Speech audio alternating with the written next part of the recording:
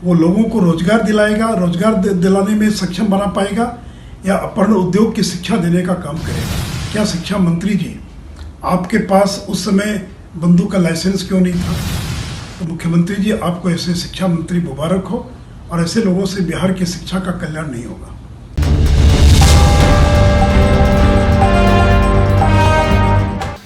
नमस्कार, आप देख रहे हैं DTV भारत और मैं हूं आपके साथ शर्मिला चौहान। मंत्रिमंडल का जब से विस्तार हुआ है तब से सिर्फ और सिर्फ बयानबाजियों का ही दौर चल रहा है, या फिर यूं कहे कि बिहार की सियासत में घमासान का दौर अब भी जारी है।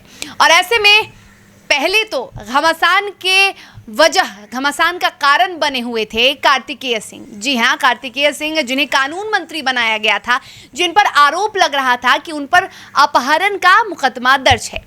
उस पर काफ़ी सियासी बवाल हुआ, काफ़ी सियासी बहसी हुई।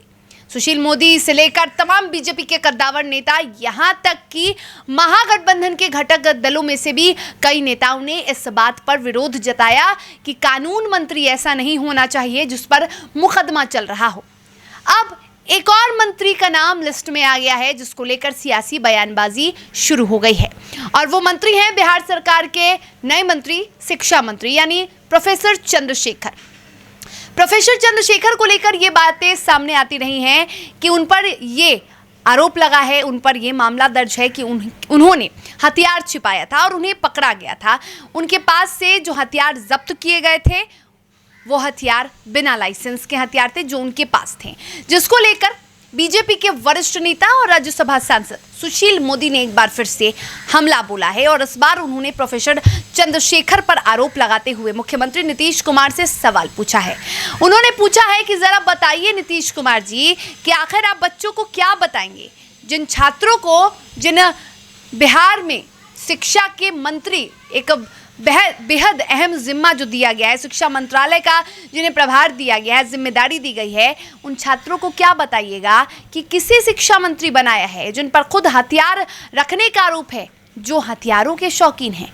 क्या कुछ कहा है और क्या सवाल, तीखे सवाल मुख्यमंत्री नीतीश कुमार से सुशील मोदी ने पूछा है, सुनिए जरा।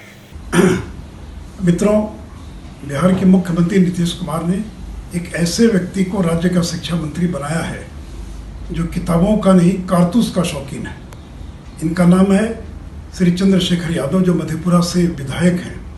और ये 2020 में दिल्ली से जब पटना आ रहे थे तो दिल्ली हवाई अड्डे पर इनके बैग में छिपा कर रखी गई .315 की 10 मिलीमीटर की 10 गोलियां थी, जिंदा कारतूस था, और छिपा कर ला रहे थे। इस आरोप में पुलिस ने इनके बैग को जब्त कर लिया। इनको 2 घंटे तक थाने पर पूछताछ के लिए रखा गया। तो मैं केवल ये जानना चाहता हूँ कि क्या शिक्षा मंत्री जी, आपके पास उस समय बंदूक का लाइसेंस क्यों नहीं था? आप दिल्ली से कैसे लेकर आ रहे थे? आप पुलिस को कोई सबूत भी नहीं दे पाए।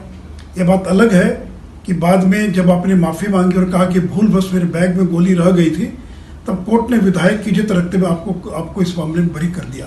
लेकिन सवाल ये है कि जो शिक्षा मंत्री कारतूस रखने का शौकीन है, वो लोगों को रोजगार दिलाएगा, रोजगार दिलाने में सक्षम बना पाएगा, या अपहरण उद्योग की शिक्षा देने का काम करेगा?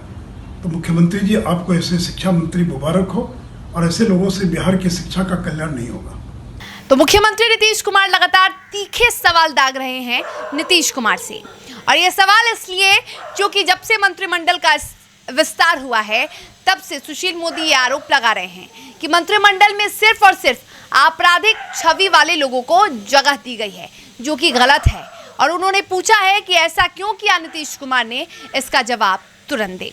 तो फिलहाल इसी के साथ बिहार की खबरों में हमें दे इजाजत, और आप देखते रहें DTV भारत। नमस्कार।